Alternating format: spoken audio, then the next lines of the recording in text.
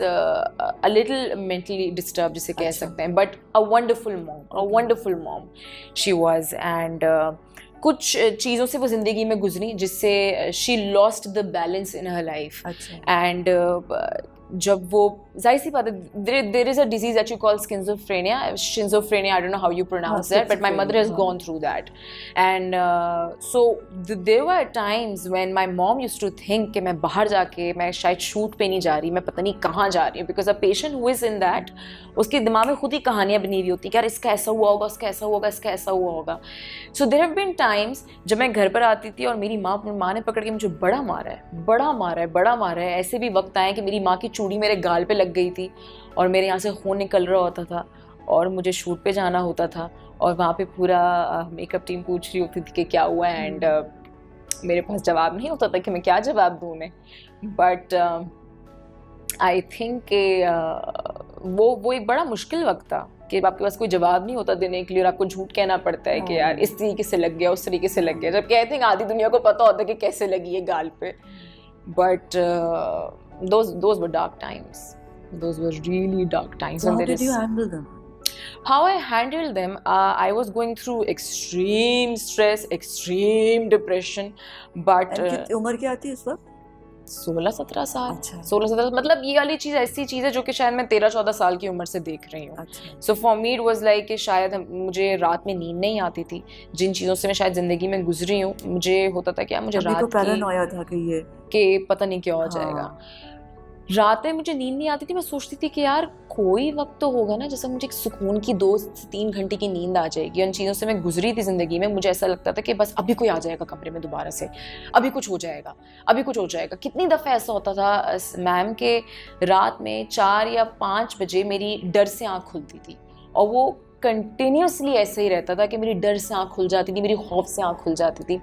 But very few people know in my life. I'll take off my watch and show you. I have this tattoo on my hand. It says Alam. So a lot of people think that he's my boyfriend. I don't know why they think like this. But he's a doctor and his name is Dr. Alam, Dr. Muhammad Alam. I met him when I was 21 years old. So he is the one who actually took me out of stress. He is the one who actually took me out of depression. It's a long story. किस तरह से निकाला, कैसे निकाला, किस तरह से उन्होंने मुझे बातें सिखाई कि इसको इस तरह से हैंडल करना, इसको इस तरह से हैंडल करना. So उस वक्त अब्बू और भाई कहाँ थे? I was the one who was going through stress and depression. तो मेरी तबीयत बहुत ज़्यादा ख़राब होना शुरू हो गई थी. तबीयत as in my fitness was going on a very low level. तो वहाँ मुझे एहसास हो गया था कि यार the max I can do, मैंने वो सब करके देख लिया. मैंने कहा लेकिन ये हो नहीं पा रहा. और इस जगह को सही रखने के लिए मेरा सही होना, सही जगह पे स्टैंड करना बहुत. उस वक्त अब्बू और भाई जिस तकलीफ से गुजर रहे थे जी, तो वो सपोर्ट सिस्टम नहीं बना आपका? वो सपोर्ट सिस्टम नहीं था मैम, क्योंकि जब लड़की को घर का चूल्हा भी चलाना पड़े तो बहुत हद तक हाथ पीछे ले लिए जाते हैं. उसके अंदर मैं किसी का कसूर नहीं ठहराऊंगी because obviously it made me a stronger person. कभी कभार कहा जाता है कि हालात से समझौता कर लिया जाए, कहा जाता है कि यार कॉम्प्रोमाइज़ करें, लेकिन मैं कहती हूँ कि जब ज़िंदगी इतनी छोटी है तो क्यों कॉम्प्रोमाइज़ करूँ मैं. A lot of people kind of say कि हिना अल्ताफ तो oh God such you know कुछ ज़्यादा ही कॉन्फिडेंस के अंदर ओवर कॉन्फिडेंस जो हमारी एक सोसाइटी में बोला जाता है. मुझे लगता है कि शायद लड़की को कॉन्फिडेंस ना दिया जाए तो वो जी नहीं सकती, वो जिंदा नहीं रह सकती.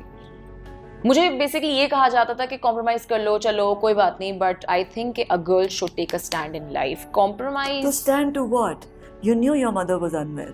आपकी अम्मी की तबीयत तो ठीक नहीं थी. बिल्कुल ठीक नहीं उनको थी. तो डॉक्टर चाहिए था. उनको डॉक्टर चाहिए था और डॉक्टर ने कहा था कि the disease is not curable anymore.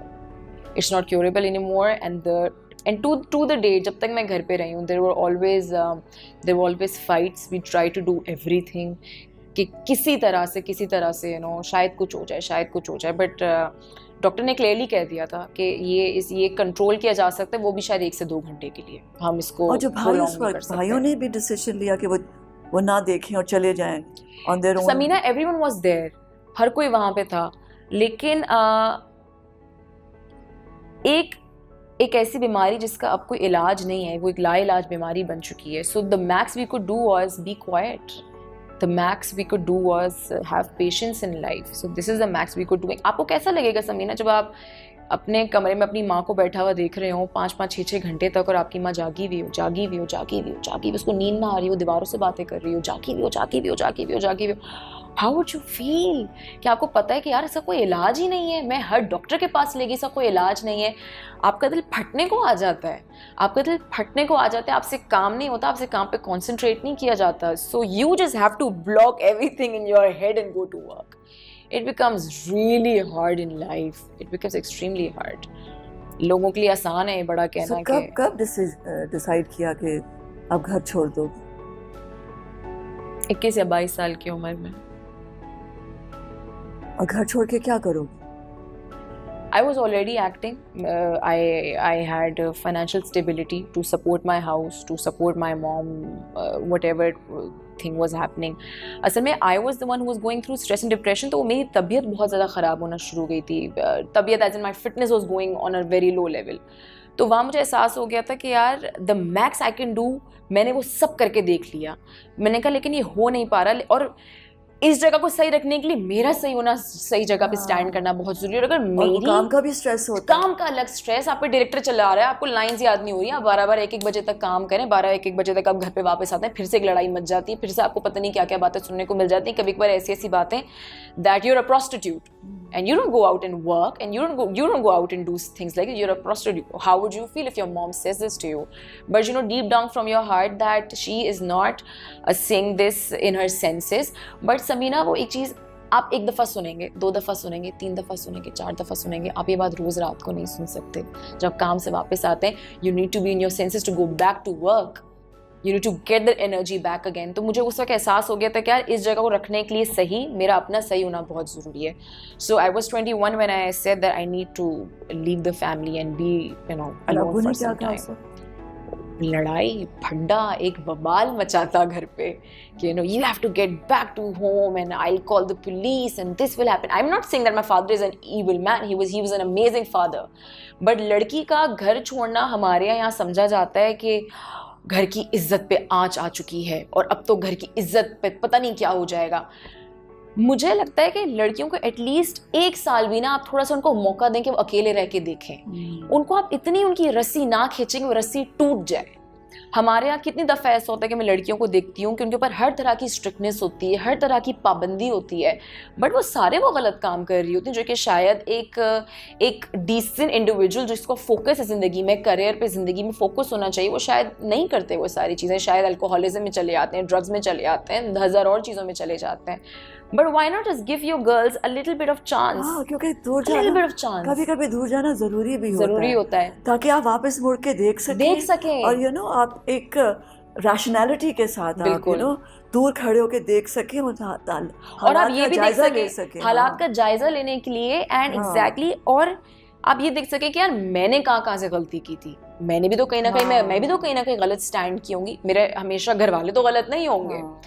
So then there is this called defense mechanism जो हमारे घर वालों का ऑन हो जाता है, ख़ास तौर पे हमारी सोसाइटी में, कि अगर लड़की घर को चला रही है और उसने अगर घर छोड़ दिया है तो शायद अब घर के खर्चे नहीं आएंगे, शायद अब 10,000 और चीज़ें नहीं होंगी। बट आई मेड श्योर कि जब भी मैं घर छोड़ूँ मैं वो हर फ़र्ज़ बेटी का निभाऊँ जो कि मैं निभाऊँ। अगर दवाई से लेके, सुई से लेके, बिजली के बिल तक भी अगर कोई मेरी सपोर्ट चाहिए, हर लिहाज से सपोर्ट होनी चाहिए मेरी। तो भाई पढ़ रहे थे उस वक्त? My brother was studying, yes, and उसके बाद my brother obviously got a job, but we had to do it by like a team. We had to do like a team. But my father was very angry. He said that I'll call the police and I'll do this and I'll do that. अगर मैं चाहती मैं डर के वापस जा सकती थी, लेकिन मैंने अपने वालिद से बदतमीज़ी बिल्कुल भी नहीं की। मैंने ये नहीं कहा कि नहीं मैं घर नहीं आऊँगी और आपकी ऐसी की तैसी। I didn't do that at all because he is my father end of the day. अगर आशर अच्छी अंग्रेज़ी में ही बात कर रही हूँ तो इस वजह से उन्होंने मुझे इंग्लिश मीडियम स्कूल में भेजा था, लेकिन